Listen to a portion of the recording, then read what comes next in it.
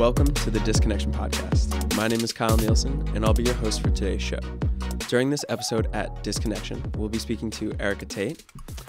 So Erica, thank you so much for joining me today. Really appreciate you taking the time to come out to the studio. Why don't you share with our audience what you do?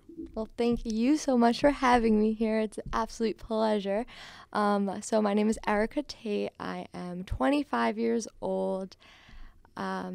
I am currently a therapist at Endeavor House North, which is a rehab for co-occurring population, which is adults with mental illness and addiction, basically at the same time. So it's very interesting work. Wow. I love it. Yeah. Do you think that you were influenced to become who you are today by something in your childhood? I mean, let's go back to little Erica, you know? Where did you find in yourself as a child, you know, a passion? So I was such a passionate kid when I was young, like very young, you know? Like I loved life. I used to dance around. I was just the happiest kid. I mean, we all are, I guess, when we're little. And I think that then life got hard, you know, and stuff changes. And I think definitely the difficulties I went through as a child influenced me to become who I am today. I think it's through challenges that, you know, we grow truly. And yeah, I would say my parents influenced me to become who I am, and not always in the best way, you know. A lot of times parents teach us the things that we don't want to do. Exactly. And so I think I had a very abusive childhood, I would say. My mom is diagnosed with borderline personality disorder. She was very abusive physically, mentally, emotionally, and that was difficult. And a lot of DCPMP, which is DIFUS involvement in my life, always coming, investigating bruises or black eyes that we'd come to school with and stuff. And the school was the one that initiated those investigations? Yeah, usually. And you know why I wanted to be a social worker? I wanted to be a social worker since I was 10 years old. And you know why? Because social workers would come to our house and they would interview us while my mom was standing in the kitchen listening. So what kid who's already afraid of their life is going to tell the truth about what's going on at home when DIFUS caseworkers are asking questions when, you know, right in front of her? So that's when I decided I wanted to be a social worker, and I wanted to save all the kids from their evil parents, because I knew what was behind these masks we wore. Right. The pretending of the parents sometimes that everything's okay in the house. I mean, even with my parents fight a lot. And one of my best friends, who is a mutual friend of ours, his parents got divorced when I was really young. And so my parents, although they are loving and they love each other, they're still together, they always fight. I mean, I've now, being older, placed myself in between their arguments, but the arguments are about nothing but just being a kid and being around those arguments and hearing them like throughout the house. No matter where I went, I couldn't hide from their yelling. It placed me in a state of fear, where I felt like my world was going to crumble at any moment. It's hard for a kid to come forward, especially in front of someone that they feel threatened by, to say like, hey, this is what happened. 100%. I was deathly afraid to come home every single day of my life.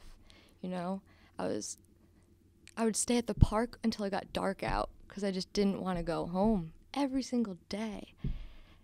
School was like my savior because I finally, you know, kids don't want to go to school, and that was like, I can't wait because then I don't have to be home, you know.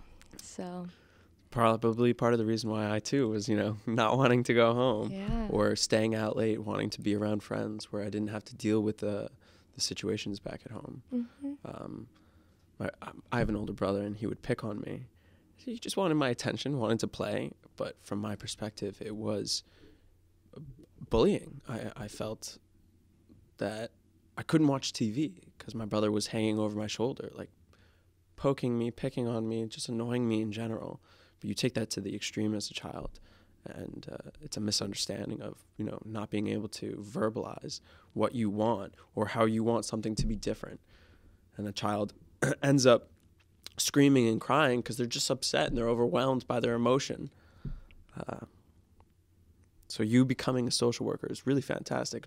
Reaching or trying to reach those who you feel are in pain and provide them with an opportunity. Like if you were in the same scenario and you went to go see little you, would you be like, hey, like, Mom, why don't you step outside? Exactly, and that was the whole point. That's exactly why I wanted to do this work. Because, like, I knew better, you know? And I would take the physical abuse any day. It's the emotional and the verbal that really hits you, especially as a kid when you're so vulnerable. You know, you don't have any defenses yet, and they're trying to understand the world, and for you to just be told that you're nothing, that you're a piece of shit every single day, you know, it's like all you hear is you believe it, you know, and you come up believing these things about yourself, and it's distorted core values, core beliefs, you know, and yeah. Have you, since you are obviously older and you're a functional person in society, what did you do growing up to try and find some sort of acceptance with who you were, or an acceptance with yourself in society that you're not a piece of shit and that you are worth something? I used drugs.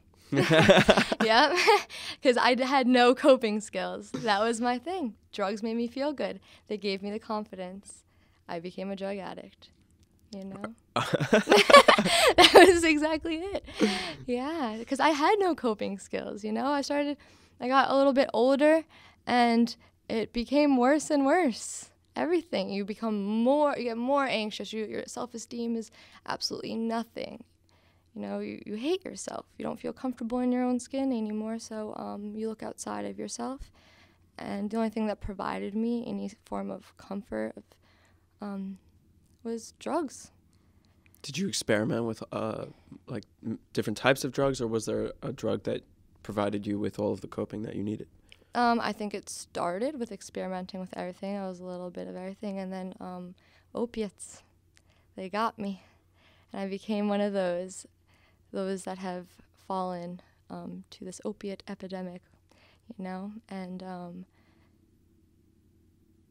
it was a lack of connection, you know.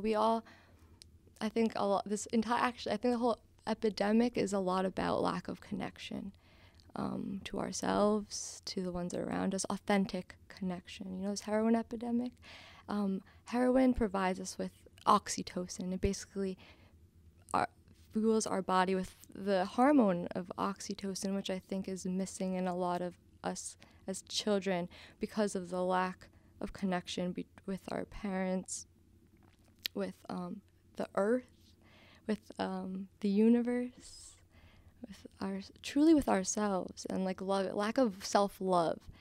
And that's definitely what initiated my addiction. Is oxytocin what is released by our brains when we hug each other? Exactly. Yeah, it's when you feel connected with another person. Exactly.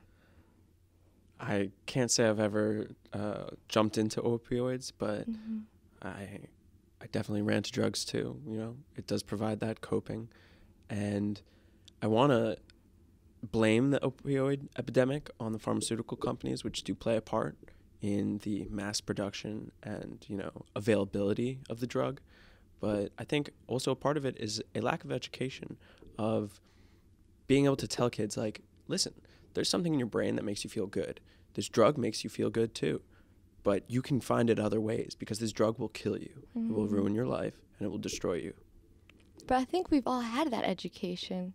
Did and we? I think Dare, yeah, but I know, but we had the education, it just didn't work. Dare told us that when you smoke marijuana, you're going to do heroin. I don't think that everyone who smoked marijuana, which is a mass population in America, in the world, has done heroin. Like, marijuana is not a gateway drug.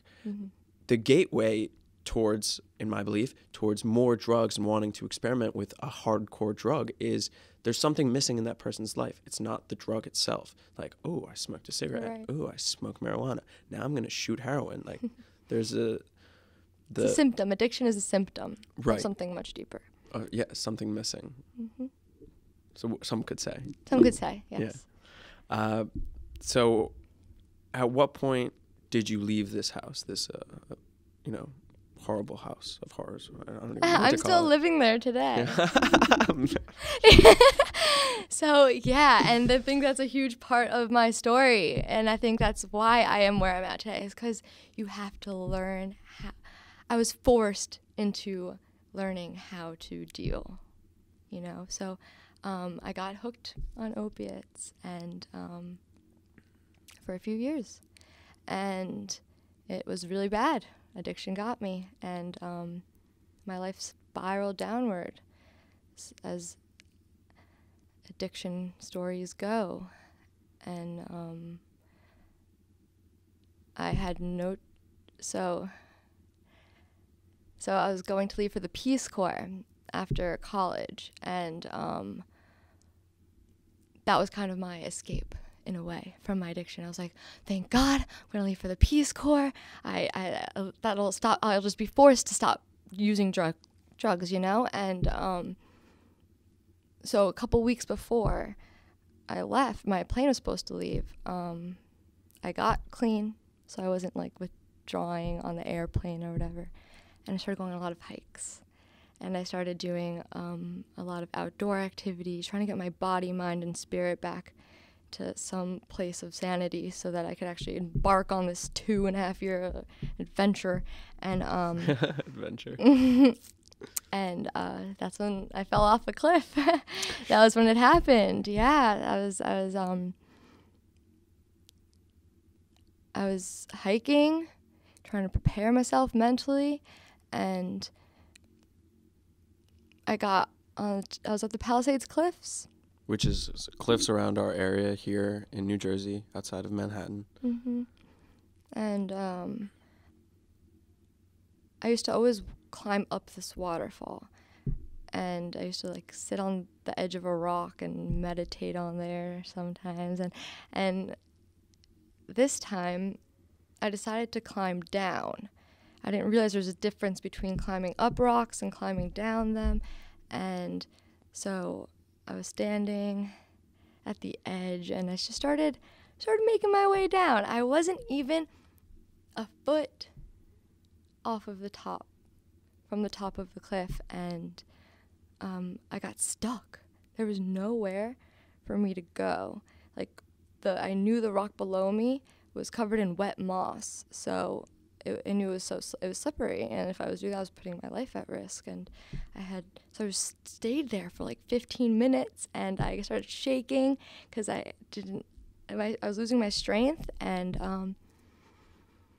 I took a leap of faith, literally and figuratively, and I remember bringing my foot down to that rock with the moss on it, feeling it slip, and then I blacked out. I fell 60 feet to the bottom, rock bottom, with boulders there. And I was unconscious for about an hour. Miraculously, my cell phone didn't break. And I guess I was filled with so much adrenaline from what just happened that I was able to reach behind me and grab my phone. I called 911, and I was so concussed that I didn't know my name or who I was or where I was or anything. And I told them, help, I'm dying. I don't know where I am. I think I fell. And that's all I could say. And it took them 7 hours to find me. Whoa. Yeah. I had a broken spinal cord, pelvis, arms. My ribs broke, and they punctured my lungs. So I was suffocating, which was the worst of it, you know, because that was what really almost killed me. I mean, obviously I landed in the perfect position where I wasn't paralyzed or just died on the spot. I don't know how that happened. That was a miracle in and of itself. But to be suffocating for 7 hours was really hard, and I was bleeding from the head, and and in those 7 hours, I was in and out, but when I did gain awareness, at first it was overwhelming and me paying attention to the pain, but at some point it was more just like, okay, like I'm ready. Like you were forced to say okay to dying, you know, you have to look up. I remember this tree in the sky and just being like, okay, like surrendering and being like, okay, take me, I'm ready. And I was filled with the most peaceful, euphoric, I can't explain to you what it was, but it filled me.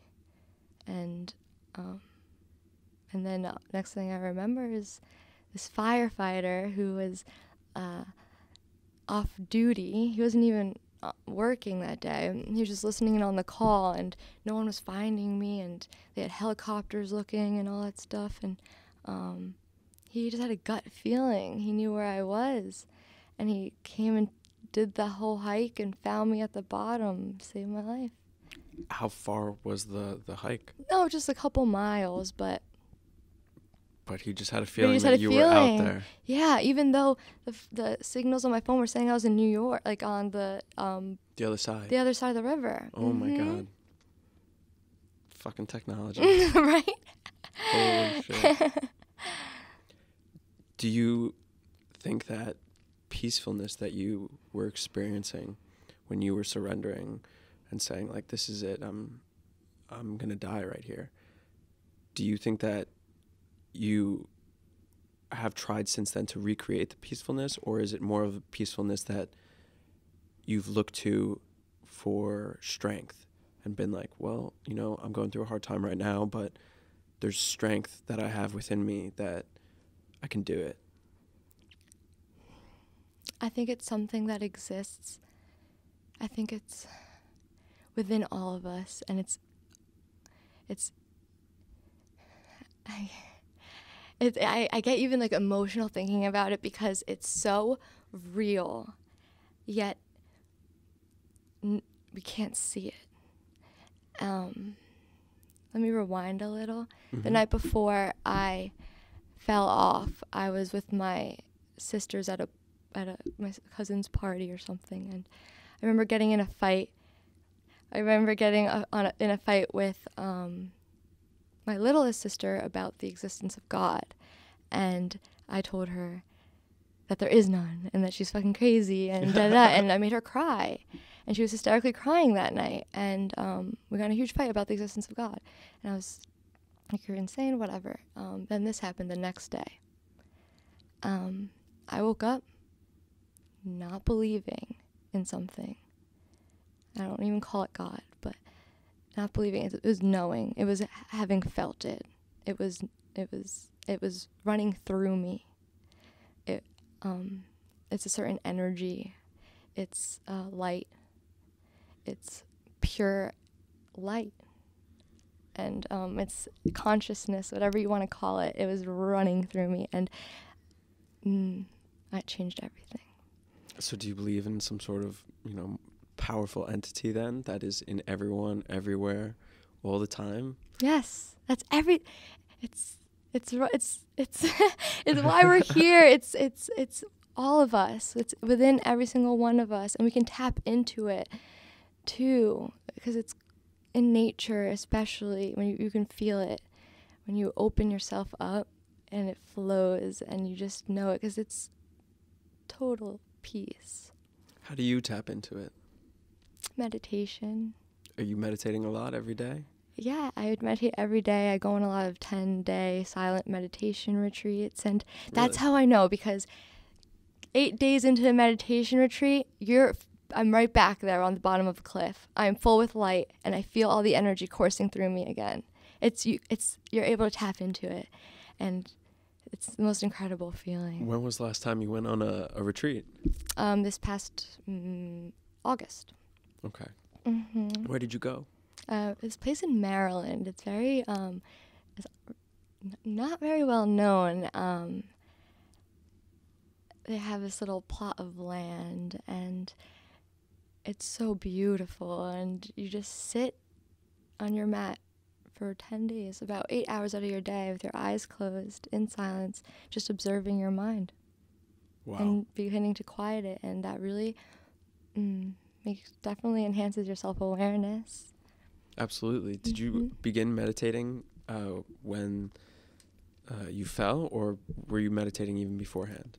Not really. I would pretend I was meditating, but really I would just sit there and, you know, just like take in like the beauty or something, you know. But after the cliff, I had all these new interests, and I just felt drawn to things, people and things and places, and I began traveling, and it was synchronicity. Like synchronicity is like meaningful coincidences happening all the time, just stuff that is too strange for it to be just a coincidence. Like what? Do you have an example of one? Well, let me think. I can tell you one that just happened. Well, just running into, just like you'll be wanting something. I had this idea come to mind that I wanted to work for somebody that's quadriplegic, that was really smart and could help me learn, right? A week later, I got an email asking from my professor. He's like, hey, a friend of mine, he's a quadriplegic. He just graduated Harvard, really needs a personal care assistant. Will you help him out? Wow. And that was my job for a year. Wow. Yeah. So things like that happened consistently, all the time. And this energy, this level of consciousness is just like love, you know, and that's what it is. And once you tap into that, it controls your every action, your every thought. How long ago was this fall from today? 3 years ago. Your life in the past 3 years, in what aspects how have you navigated these past 3 years differently than you would have previously? So previously, I was very reactive. Things would trigger me and bring me back to my childhood, you know, or you act in certain ways because of your past experiences. And that's kind of how a lot of us are living, you know. We live in our right now in this moment as a reflection of our past. Things trigger us, things make our decisions based on past decisions. But after the cliff, I became very present, and I wasn't living based on my past anymore. I was living solely in the now, based on where my heart was telling me to go in this moment, you know. And that takes a lot of healing, you know. It wasn't just like, oh, okay, I'm in the present now. I had to heal my past. I had to heal all my trauma. I had to heal all my distorted beliefs. I had certain expectations, or my intentions just weren't where they were supposed to be back then, you know. I think now I look at decisions I make with much more objectivity, and I listen to my heart. I keep saying that, but it's our intuition that we've lost connection to, you know. We're always in our thinking minds, always. And, you know, when you just have that gut feeling, it's to live out of that and use your thinking mind as secondary. So, okay, I'll follow this, but is this a smart decision is kind of where I'm at now, rather than my thinking mind, which is so conditioned to lead me in places where I don't really want to end up. You know, I wouldn't go anywhere without taking drugs. You know, I was so unconscious back then. I don't even know who I was anymore. I can't imagine even meeting I don't remember how I used to think, pretty much. I'm a completely different person now. I wouldn't be friends with myself if I met me Back 5 then. years ago. No way. And falling off a cliff also, it basically puts you on your deathbed. It made you come to terms with death, and in that, we can die at any moment. You know, we can die tomorrow. We don't know when we might get hit by that bus.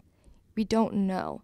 And to look at every day like that we don't know what's going to happen tomorrow, to live like that really brings you present too.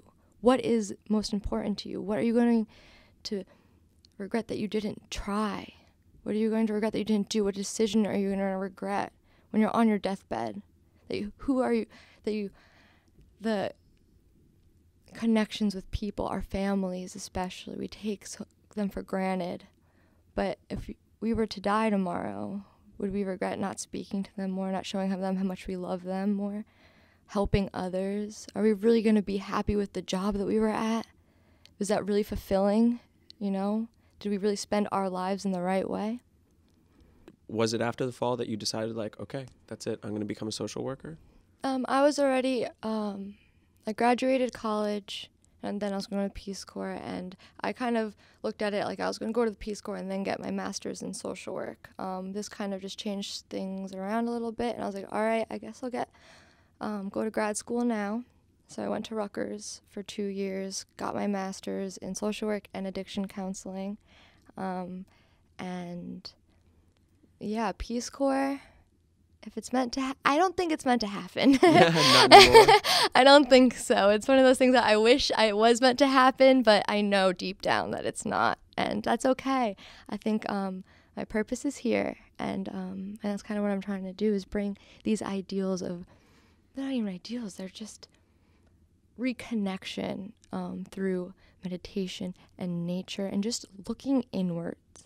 You know, all of us, especially in the West, we're always looking outwards. We're always looking outside of ourselves for fulfillment.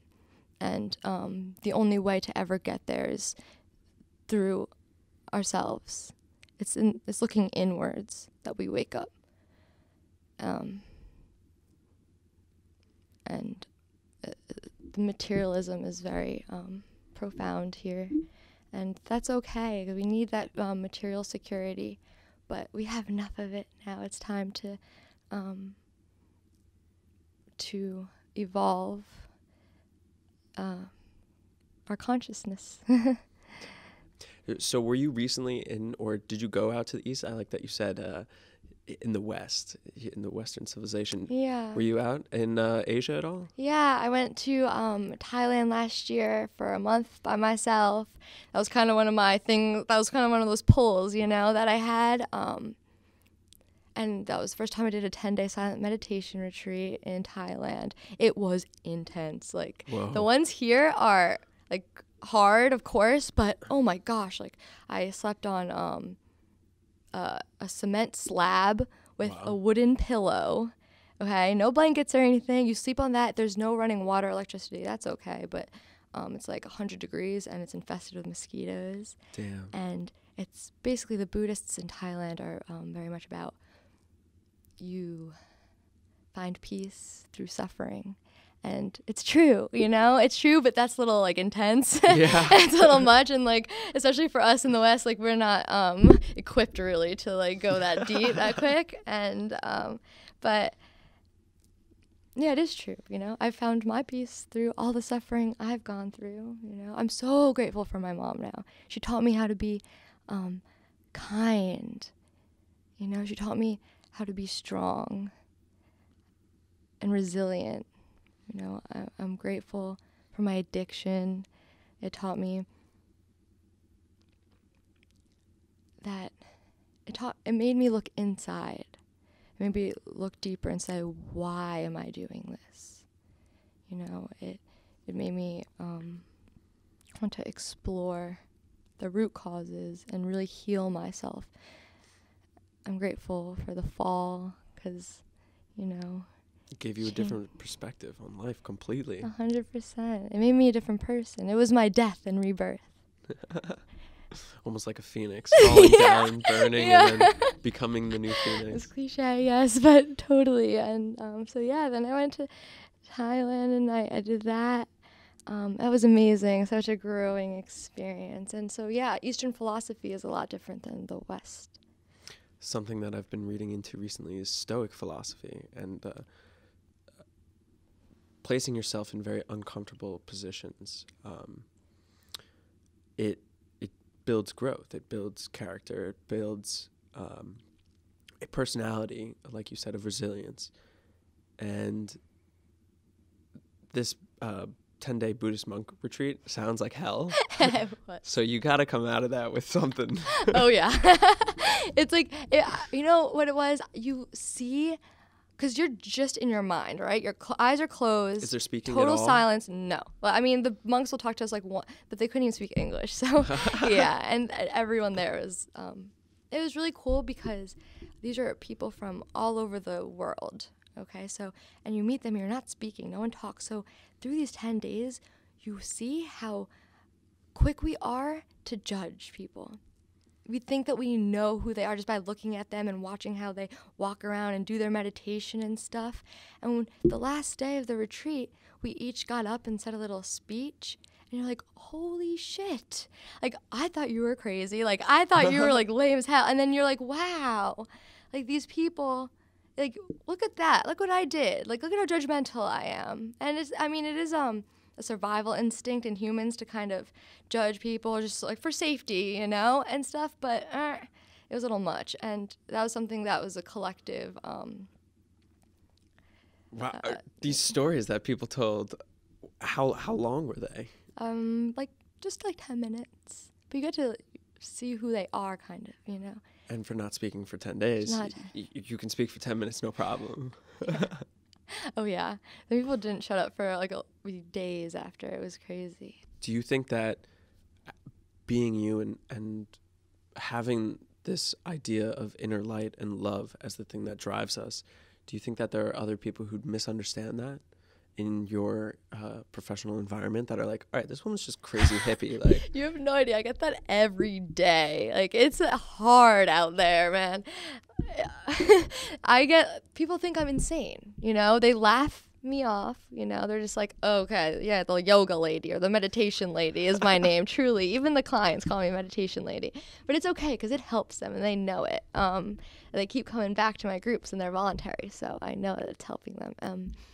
But yeah, no one takes me seriously, and that's okay, and that's why I'm here in New Jersey. That's why I want to stay here, because a lot of these concepts are very popular on the West Coast. You know, rehabs in California and Oregon and those areas. They're all about holistic healing.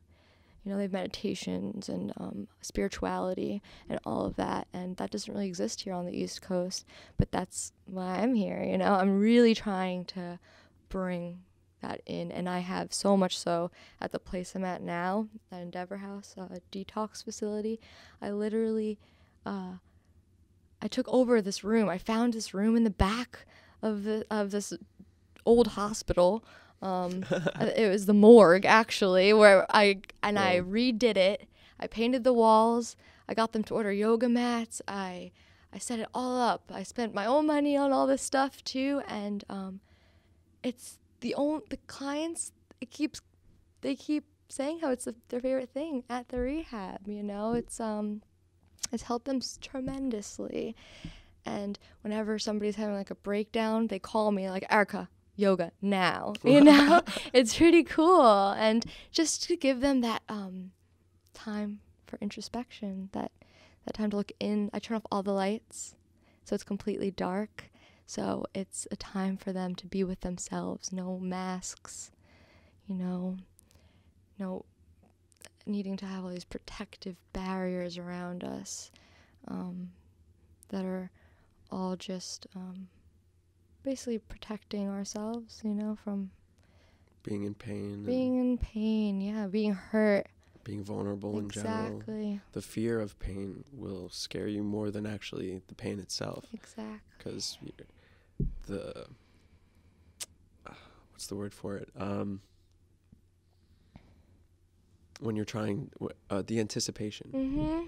The anticipation of the pain prolongs the pain before it has even begun. And it's not always painful experiences that are going to happen, you know? Mm-hmm. But we think that they are. We think that someone's not going to like this about me, or someone's not going to. Because someone didn't back when we were kids, and now we just have that belief. So it's just going to keep happening over and over again, you know, unless we go and face our fears, or we go back to our childhoods and heal that from the root.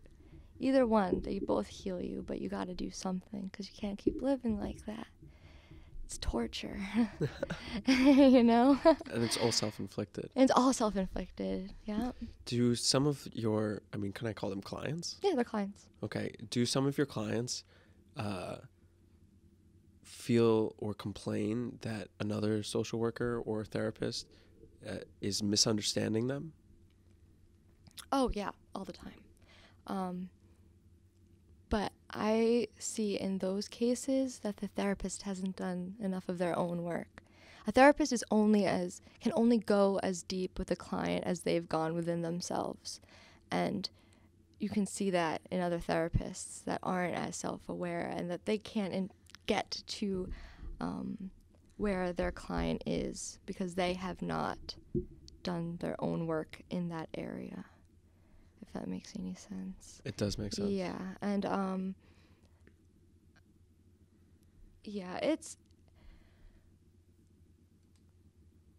but clients also obviously have their own prejudices against certain traits about they don't.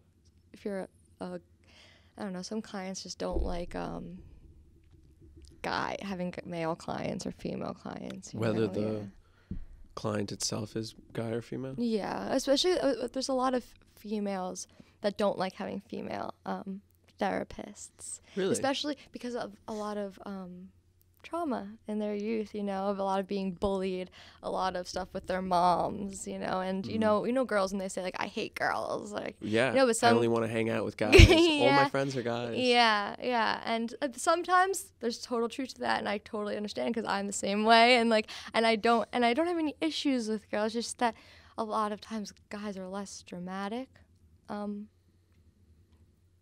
I guess that's what all the girls say. Yeah, that's what they all say. Yeah. As well as if there's an issue that you can't have girlfriends, I know. It can't be the girls. Yeah. It's got to be something with you and yourself. Yeah, no, that's true. So maybe I should stop speaking. But I think that part of that is our culture that says like, well, girls are your competition. Well, to young girls, well, no, they're not your competition. But why do we think that? You know, why is it that girls are trying to seek attention of boys, and then it grows into women seeking attention from men, and only men can make them feel good about themselves? There's an issue with that. There's an issue with girls or women who can't be friends with other women because they don't make them feel like they're worth anything. Like, there's something they're searching for in all of those male friends that they don't feel is in a female-to-female relationship. And that's why I think it's funny that a lot of girls want that gay best friend, that it's a female in a male's body, or totally. Like that mentality of like, oh, that guy, like, oh my God. And the girl's like, I know, right? Yeah. Yeah, but that's it all stems from self-esteem, you know, lack of self-love. Because then you're always going to be seeking outside of yourself to get that love or that attention or that what you can't provide yourself. You know, and an easy way for girls to do it is through guys. You know, with girls, girls to do that with other girls, it's a little bit more difficult because you have to, I don't know, with guys, you know, just attraction. There is that where they'll just be attracted to you, so you get that fulfillment and. I'm worth something. I'm attracted. Exactly. He thinks I'm attractive. Is there something that you have for the future planned out? What's the next step for you? I want to keep helping. I want to keep healing, at least in the same way that I've been able to heal myself. I want to be able to give that gift. I think with adolescents, I would really love to work with, especially because, they haven't had years and years of conditioning yet. There's still some time, some space there to really help them heal and see things more clearly. So I hope to work with adolescents and open private practice in a couple years, and that'll be cool. So yeah, really helping people with mental health and addictions. And if there's someone listening that wants to reach out to you for help, how would they be able to get in contact with you? Definitely by email anytime. My email is ericaitait52@gmail.com. ericaitait52@gmail.com. Thank you so much for coming on the podcast, sharing your story with me, sharing it with the audience. And for anyone seeking some sort of counseling on how to heal your inner child, please do reach out to Erica. And thank you for joining me today. Thank you so much. It's been awesome. Well, guys, thanks for joining us for another episode on the Disconnection Podcast, where we aim to inform, inspire, and close the disconnections in your life. We'd like to thank our guests for joining us today and delivering a unique perspective on a range of topics. Please subscribe, rate, and review our podcast on iTunes and YouTube. My name is Kyle, and we'll catch you on the next episode of Disconnection.